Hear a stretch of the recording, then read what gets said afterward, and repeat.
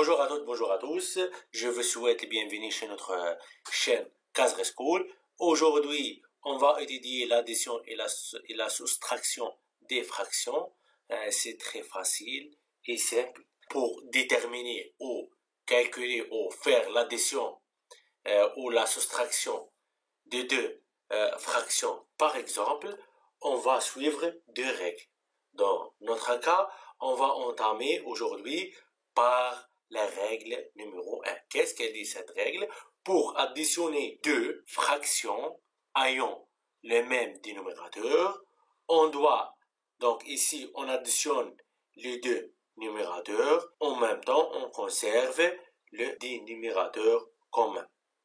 Donc, suivez-moi, je vais écrire la règle numéro 1. Donc, on a A et B et D appartenant à R. Donc, A, c'est un réel. A sur D plus B sur D.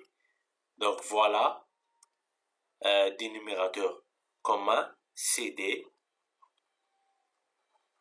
est égal, reste D, A plus B. C'est très simple et facile. Je vais prendre un exemple pour comprendre. Exemple.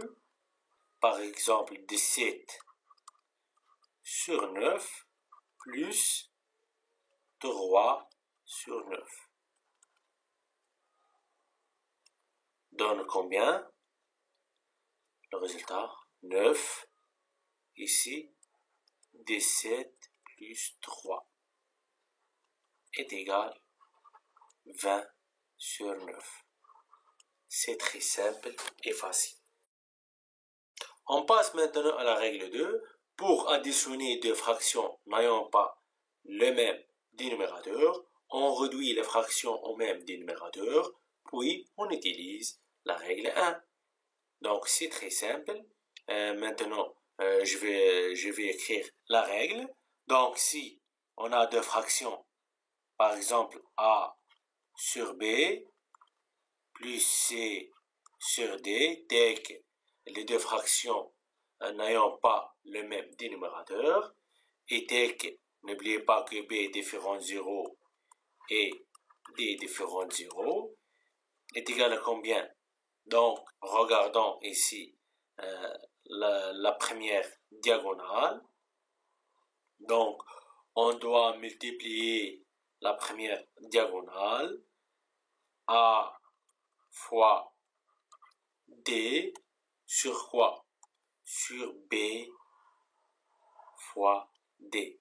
Sur B fois D. Plus quoi? Plus, je vais utiliser la deuxième diagonale, plus C fois B. Plus C fois B sur la même chose, B fois D. Donc maintenant, je peux appliquer la règle numéro 1 facilement.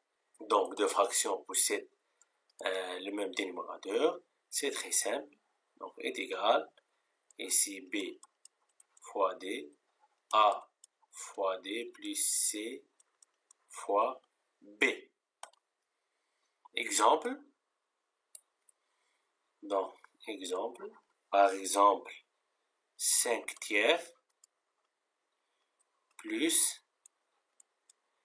7 sur 4 ou 7 quatrièmes est égal à combien? Est égal 5 fois 4. Donc 5 fois 4 sur quoi? Sur 3 fois 4. Bien. Plus 7 fois 3. C'est très simple, t'inquiète pas. Sur 3 fois 4 est égal 5 fois 4. C'est 20. 7 fois 3. 21. Sur 4 fois 3 sur 12. J'ai trouvé 41 sur 12. C'est clair? Même chose pour la soustraction. C'est par exemple, j'ai 3 sur 5 moins 1,5. Combien est égal? On a 3 fois 2 égale 3 fois 2 sur 5 fois 2 moins 1 fois 5 sur 5 fois 2. 3 fois 2, 6, moins 5 fois 1, 5, sur 5 fois 2, 10, donne 1 sur 10. Maintenant, je vous donne une remarque. Vous avez bien que une fraction reste inchangée si on multiplie le dénominateur et le numérateur par un même nombre non nul. C'est-à-dire, lorsqu'on a A sur B, par exemple, A sur B est égal à combien? Est égal A sur B.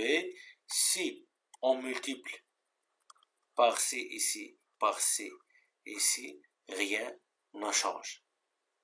C'est clair? Regardez, c'est simplifié. Donc, si on multiplie le dénominateur et le numérateur par le même nombre différent de 0, rien ne change. Donc, suivez-moi. Exemple. Par exemple, 7 sur 24 plus 1 huitième est égal à combien? Je ne veux pas utiliser la règle numéro 2, je vais utiliser une autre méthode plus simple. Donc, notre but maintenant de chercher le dénominateur commun. Vous avez remarqué ici que 24 est égal à 8 fois 3. Donc, ici 24 est égal à 8 fois 3. Si on multiplie par 3 le dénominateur et numérateur, rien ne change puisque j'ai le montré ici. C'est simple. Donc, ici, combien est égal? Est égal 24. Ici, 24. Donc, les deux fractions ayant le même dénominateur.